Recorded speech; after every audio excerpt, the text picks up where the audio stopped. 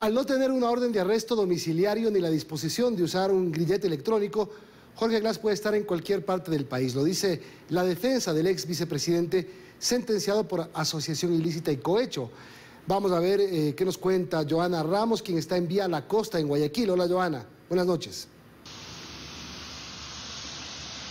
¿Qué tal, compañeros, amigos en casa? Muy buenas noches. A esta hora continúa cayendo sobre el norte de Guayaquil una fuerte lluvia.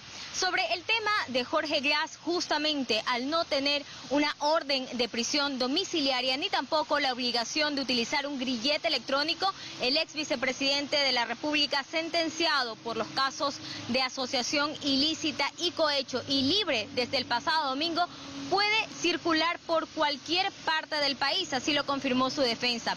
Nosotros revisamos cuáles fueron los argumentos de la defensa justamente para que se le conceda el habeas corpus. Veamos qué se dijo entonces en esa audiencia. Se siguen conociendo detalles de la audiencia en la que el ex vicepresidente Jorge Glass, sentenciado por asociación ilícita y cohecho, consiguió salir de prisión a través de un habeas corpus en menos de 15 horas. En la diligencia del pasado 7 de abril estuvieron presentes de forma virtual el juez Diego Moscoso, Jorge Glass, su abogado, 4 médicos, un representante del SNAI, un representante de la Policía Nacional y un representante del Ministerio de Gobierno. En el resumen del acta de audiencia, el doctor Edison Barreto aseguró que Glass mantiene múltiples enfermedades, una de ellas la espondilitis anquilosante, y añadió que a Glass le toma entre 30 y 45 minutos recuperar la movilidad tras una siesta o el descanso nocturno.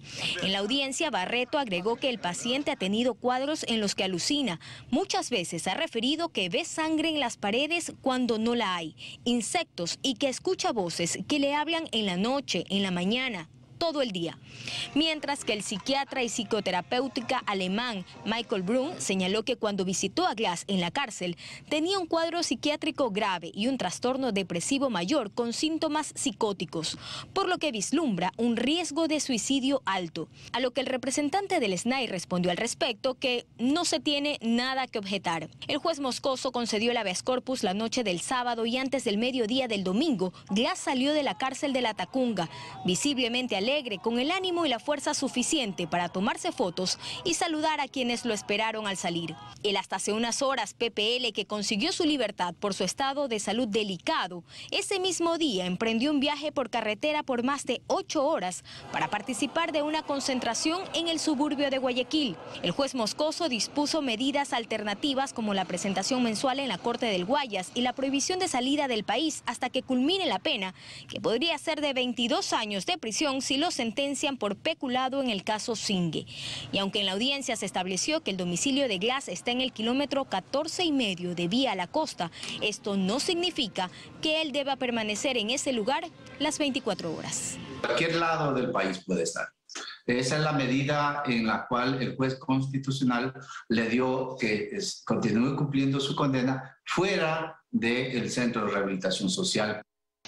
De lo que se conoce, la vigilancia a Jorge Glass es limitada. Solo se la puede hacer al vehículo en el que él circula y en los exteriores de la urbanización. En algunas ocasiones hemos visto circular por los alrededores de esta urbanización ubicada en Vía La Costa a varios patrulleros de la policía y hace pocos minutos vimos ingresar alguno. Esta es toda la información que tenemos a esta hora de la noche. Siguen ustedes con más noticias en estudio. Muy buenas noches. Buenas noches, Joana. Gracias por la información.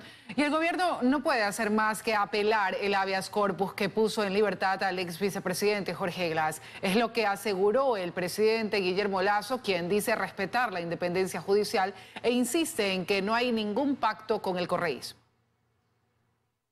¿Pacto con el correísmo? ¿Qué pacto hemos tenido? Si lo único que hacen es bloquear al gobierno en la Asamblea Nacional. Así reaccionó el presidente Guillermo Lasso a los cuestionamientos por presuntos acuerdos con el correísmo. Cuestionamientos que se multiplicaron tras la liberación de Jorge Glass. Está al tanto de los detalles del habeas corpus que recibió el ex vicepresidente, una de las principales figuras del correísmo, sentenciado por corrupción. Lasso presume que hubo irregularidades, pero insiste en que respeta la independencia de poderes y que no puede intervenir más allá de sus competencias, aunque eso dice, es lo que muchos le han sugerido. Yo soy una persona que respeta la independencia de poderes, a pesar de que durante el fin de semana muchos doctores en leyes, profesores de leyes en la universidad me han dicho: tienes razón, presidente, existe la independencia de poderes en una democracia liberal, hay que respetarla, pero en este caso no. Y bueno, pues yo ahí no puedo compartir ese criterio, porque entonces estamos frente a una democracia relativa, que la respetamos cuando nos gustan los fallos de los jueces y tenemos que respetarla cuando no nos gustan los fallos de los jueces. Lo que sí puede es solicitarle al SNAI que apele la decisión y así lo ha hecho, asegura, pero que no puede ir más allá. Pues dice no busca venganza, aunque admite que el ex vicepresidente no goza precisamente de su simpatía. Ha sido una persona que ha perseguido el apellido que llevan mis hijos, el apellido que lleva mi esposa, con infamias como aquella del feriado bancario. En esa línea va también el discurso del ministro de Gobierno. Si le pone una Biblia, ¿usted puede jurar ante la Biblia que no pactó con el correísmo? Así es, totalmente, 100%. Francisco Jiménez insiste en que la liberación del ex vicepresidente Jorge Glas nunca estuvo en la mesa de conversaciones cuando en sus primeros días el gobierno se sentó a dialogar con el correísmo y con el Partido Social Cristiano. Para entonces Jiménez fue criticado por asegurar que se podían revisar algunas sentencias. ¿Escuchó el presidente? ¿Estuvo en la mesa la posibilidad de que Glas salga de la cárcel? Jamás. ¿Nunca pidió el correísmo eso? Jamás. Y mientras el proceso de apelación del habeas corpus que hoy mantiene a Glas en libertad sigue su curso, la seguridad del ex vicepresidente ha sido reforzada, dice Jiménez. Yo he oficiado a 3 instituciones distintas para que redoblen la guardia del señor Glas dentro de los límites que la Constitución me permite. Esto asegura, con el fin de evitar que el gobierno sea sorprendido nuevamente. En Guayaquil, Carlos Acoto, 24 horas. La central hidroeléctrica Coca-Cola Sinclair, emblemática obra de la Revolución Ciudadana, fue inaugurada por Jorge Glas en noviembre de 2016. No obstante, el país sigue pagando el costo de una central hidroeléctrica inaugurada con problemas aún no resueltos. Noviembre del 2016, el despliegue informativo desde el gobierno de Rafael Correa fue inmenso. Asistimos a la inauguración de una obra emblemática, la central hidroeléctrica Coca-Cola Sinclair, contratada por algo más de 1.900 millones de dólares. No obstante, los problemas apenas aparecían. A la fecha se sabe que esta mega construcción ha costado 2.700 millones de dólares, más 600 millones de dólares que corresponden a la red de transmisión de 500.000 voltios que lleva la energía a todo el país. Una central de 3.300 millones de dólares sin que a la fecha, 6 años después, haya sido entregada en su totalidad. Y es que en el camino se han conocido de varios problemas que pretendieron pasarse por alto en el acto de inauguración. Se han detectado, por ejemplo, fisuras en los distribuidores de presión o fuga de agua en válvulas esféricas. Y algo de esto ya encontró Contraloría en marzo del 2019. El informe establece el hallazgo de 7.648 fisuras en distribuidores, en un área expuesta a grandes presiones de agua, y que ha puesto en riesgo la casa de máquinas en la cual el Estado ha invertido más de 1.000 millones de dólares. Lo cierto es que aparecieron informes que delatan que la obra se recibió con fisuras, que se sabía de los problemas. De ahí que se tienden sospechas sobre quienes inauguraron la obra y quienes pasaron por alto los problemas. De hecho, fue durante la gestión del excontralor Pablo Celi que se desvanecieron glosas por 295 millones de dólares a favor de la constructora Sinohidro. Y sí, la inauguraron con una Contraloría General del Estado ciega y Jorge Glas como vicepresidente a cargo del evento. Fausto Yepes, 24 horas. Este martes, la Fiscalía General del Estado recibió una notificación de la Corte Nacional de Justicia con la aceptación del recurso de revisión presentado por la defensa de Alexis Mera, exsecretario jurídico de Rafael Correa. Mera fue sentenciado a 8 años de prisión como coautor del delito de cohecho en el denominado caso Sobornos 2012-2016. Ahora ese recurso será sorteado entre los jueces que conforman la sala de lo penal de la Corte. El excontralor Pablo Celi salió de la cárcel 4 de Quito hace poco. Actualmente está en su domicilio en el norte de la ciudad, cumpliendo la medida sustitutiva dictada en el caso Las Torres y ratificada hoy. En horas de la tarde se dio una segunda audiencia de revisión de medidas en contra de su hermano Esteban Celi. Es la vigilancia policial permanente que a partir de este martes custodiará al excontralor Pablo Celi mientras cumple con su arresto domiciliario. El exfuncionario fue trasladado cerca de las 19 horas desde la cárcel 4 de Quito hasta su domicilio en el norte de la capital, tan solo horas después de que se ratificaron las medidas sustitutivas dictadas en el caso Las Torres en la causa conexa por el delito de cohecho. Va a seguir con arresto domiciliario, seguirá asistiendo normalmente a la audiencia, que ese es el interés de él, de estar presente en esta audiencia para demostrar lo que no le corresponde, que es su inocencia. Las medidas sustitutivas en el conocido caso China Camse coinciden con las dictadas en el caso Las Torres: arresto domiciliario, uso de dispositivo electrónico y vigilancia policial permanente. Y mientras Celi sumaba 2 arrestos domiciliarios, una segunda revisión de medidas en el caso Las Torres se desarrolló este martes, justo a 2 días de la caducidad de la prisión preventiva. Fiscalía solicitó la prohibición de salida del país del hermano del excontralor Pablo Celi, Esteban Celi, y del hermano del fallecido exsecretario de la Presidencia, José Augusto Briones, Adolfo Augusto Briones. La diferencia para ellos es que continuarán en prisión, pues conservan las medidas de otros procesos. Existe otro proceso que se ventila en la ciudad de Guayaquil, es un proceso que acaba de empezar, la instrucción fiscal acaba de empezar con una duración de 90 días. También existe una medida cautelar que ha sido apelada y estamos pendientes de la audiencia en la Corte Provincial del Guayas. La defensa de ambos procesados se opuso a lo solicitado por Fiscalía, pues aseguraron que el titular de la acción penal no podía basar sus argumentos en la caducidad de la prisión, un hecho que estaba por ocurrir. En Quito, Daniela Valencia, 24 horas. Se espera que la próxima semana la presidenta de la Asamblea, Guadalupe Llori, ponga en conocimiento del Pleno la denuncia que el CAL calificó en su contra para la conformación de la comisión evaluadora. Por ahora ya se lanzan nombres de los legisladores que la conformarían. Será la propia Guadalupe Llori quien tenga que poner en conocimiento del Pleno la denuncia que pesa en su contra y que ya fue calificada por el CAL por incumplimiento de funciones. Y aunque no tiene un plazo determinado por la ley para hacerlo, en la Asamblea esperan que esto ocurra la próxima semana. Pero si deciden no convocar a los legisladores, ya anuncian otros caminos. Entre ellas, una de esas es la autoconvocatoria. Por ahora, solo la bancada oficialista dice que no apoyará la conformación de la comisión y niega que esto sea por un compromiso con Llori. Y aquí no estamos defendiendo a Llori, aquí estamos defendiendo la institucionalidad de una Asamblea Nacional. Se burlan de nuestra Constitución y de nuestra justicia. Se hacen los ciegos frente al pronunciamiento del Procurador General del Estado y están incumpliendo con las órdenes de nuestros jueces constitucionales que emitieron unas medidas cautelares que siguen vigentes, incurriendo en el presunto delito de incumplimiento de orden de autoridad competente.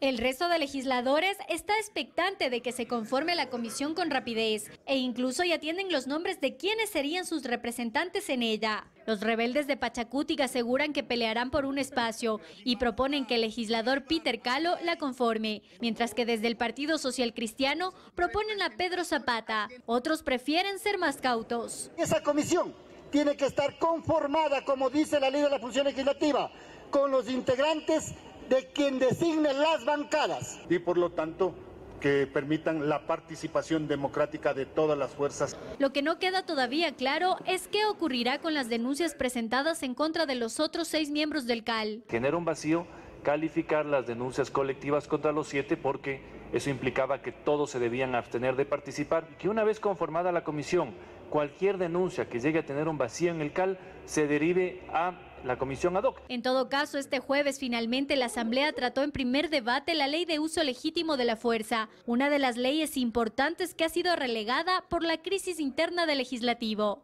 En Quito, Belén Merizalde, 24 horas.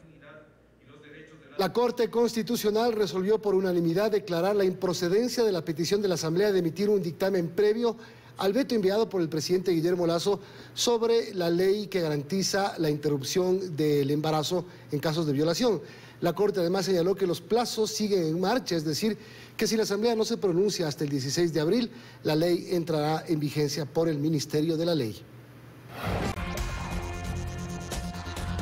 Seguimos, amigos. Desde hoy el galón de gasolina super se lo consigue a $4.66. Esto significa un aumento de 68 centavos con respecto a su valor anterior. Como todos los 12 de cada mes, en Ecuador hay un nuevo precio de la gasolina súper. Según la última actualización de este combustible, el galón de gasolina súper está en $4.66.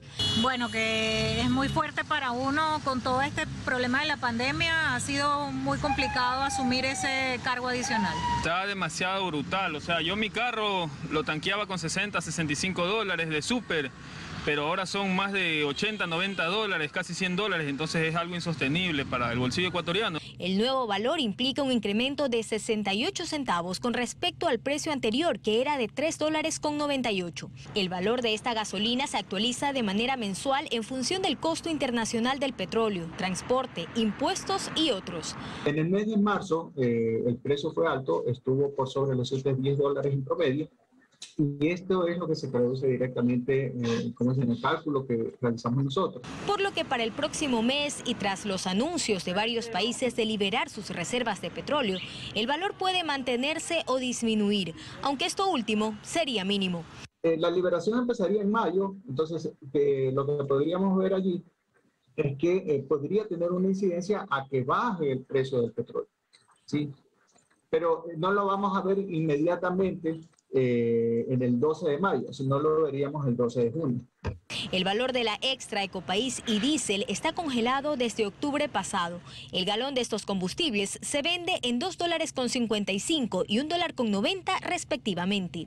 Joana Ramos, 24 horas. Luego de 2 años de suspensión del tradicional baño de la Cruz en Santa Elena, la tarde de este martes santo se volvió a realizar el ritual de la fe católica, en el que luego de una procesión de varios kilómetros, los feligreses bañan a la cruz en el mar de Vallenita. Es el tradicional baño de la cruz en Vallenita, provincia de Santa Elena. La tarde de este martes 12 de abril de 2022. Tras 2 duros y largos años, este ritual de fe se volvió a hacer. Victoria, quien hasta antes de la pandemia anualmente acudía a pedir protección para su esposo y hermano durante las faenas de pesca y favores para su madre, sus hijos y también para ella. Dice que esta vez fue solo agradecer. Agradecer porque estamos con vida, todos mis familiares están completos y con toda la fe como siempre. A las 2 de la tarde de este martes santo, los feligreses empezaron su caminata de más de 4 kilómetros. Una procesión que arranca en la iglesia de Santa Elena y llega al balneario de Vallenita. Así, entre rezos y cánticos, la procesión llega hasta la Plaza Pizarro en Vallenita. Muy cerca de la playa, la cruz es entregada a un grupo de pescadores que son los encargados de llevarla hasta el mar, donde la bañan. La sumergen en el agua y luego la levantan. Lo hacen en 3 ocasiones seguidas mientras los peregrinos observan. Otros, en su afán de tocar la cruz, se meten al mar como Carlos. Bendecido, gracias a Dios. Ya después la cruz es llevada a la iglesia de Nuestra Señora de las Nubes, ubicada en el centro de Vallenita, para la Santa Misa. Es sumamente importante porque nos acerca al gran misterio de la cruz. Y es así como en Santa Elena se vive la Semana Mayor previo al Viernes Santo y al Domingo de Resurrección, al pie del mar, profesando la fe y respetando su cultura ancestral. Con imágenes de Ronald Romo, Luisa María Heredia, 24 horas. Y será el retiro de mascarillas en lugares abiertos. Las autoridades del COE Nacional señalaron que el país se encuentra con los mejores indicadores de toda la pandemia. Es por esto que se mantendrán disposiciones que flexibilizan la situación. Así lo dijo el presidente del COE, Juan Zapata. Y eso hace que el COE tome algunas decisiones o ratifique algunas decisiones. Como por ejemplo, estamos próximos a un feriado, por lo tanto no van a haber medidas restrictivas de movilidad porque los indicadores son absolutamente claros. Se ratifica en la resolución del 17 de marzo de eliminar absolutamente todos los aforos, pero no olvidar que esos aforos deben ser hasta el 100%. Quien con cifras justificó el decrecimiento de casos confirmados a nivel nacional fue la ministra de Salud, Jimena Garzón. Al momento, en la semana 14, tenemos diagnosticados 1.395 casos. Ustedes ven como prácticamente en el país no tenemos casos nuevos de COVID. Y mientras nos acercamos al feriado de Semana Santa, las autoridades, conjuntamente con el representante de la Iglesia Católica, recuerdan las celebraciones que están aprobadas. Recordamos que el aforo es del 100% y nosotros estamos garantizando esto. Es una situación alentadora que nos acerca al día en el que podremos dejar la mascarilla, por lo menos de inicio, en espacios abiertos. El 3 de mayo, pues ya analizaríamos el tema de la mascarilla en espacio abierto. En Quito, María Gracia Acosta, 24 horas.